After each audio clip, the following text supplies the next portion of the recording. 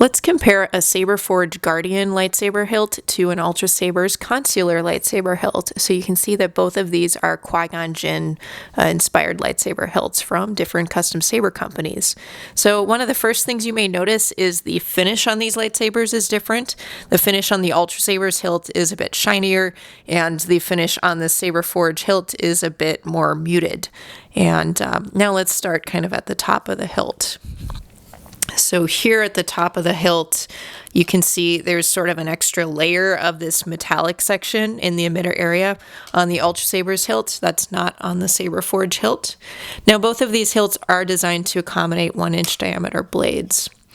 And also at the top, you can kind of see the size difference. The overall size difference of the two hilts, certainly, but it really kind of, you see that very clearly in the emitter area up here. And you can also tell that the blade retention screw, it's located on the rear of the Saberforge hilt, and then it's sort of more off to the side on the Ultrasaber's hilt.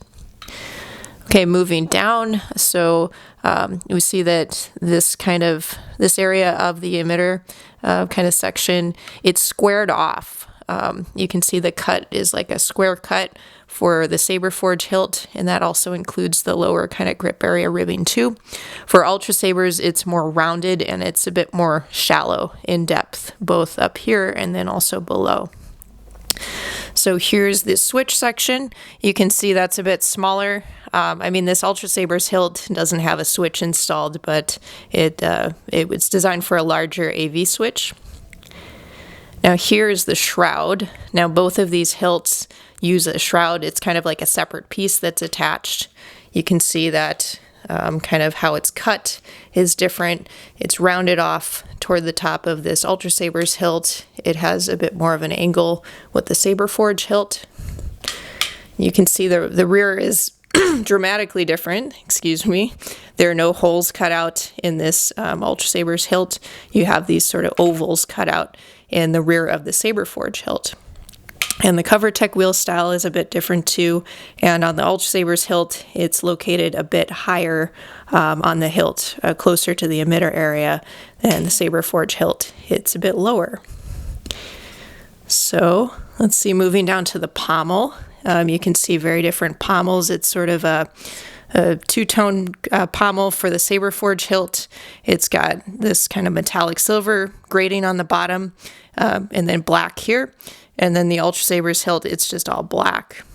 And let's just remove the pommel. So here's the Ultrasaber's one. And Saberforge. So you can see the size difference and sort of the design difference of the pommels as well. And one more comment, I guess, about the emitter area. So with Ultrasabers, the emitter area, this is kind of a separate piece that's MHS compatible. And with the Saberforge hilt, it's just a two-piece. So you have kind of the main body of the hilt and then the pommel, but the emitter area is not removable. So I'll just put the pommels on and then just kind of visually show you these two sabers one more time, these saber hilts, so you can kind of spot some of the differences yourself as well, and the similarities too. So let's start at the top. Okay, here, there's the top. And this shroud also is thicker on the Saberforge hilt. I'm noticing that just now.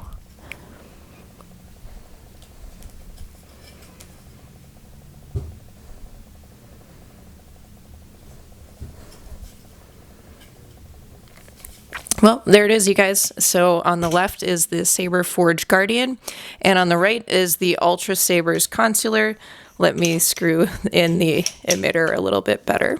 There we go. These are two Qui-Gon Jinn style lightsaber hilts from different custom saber companies.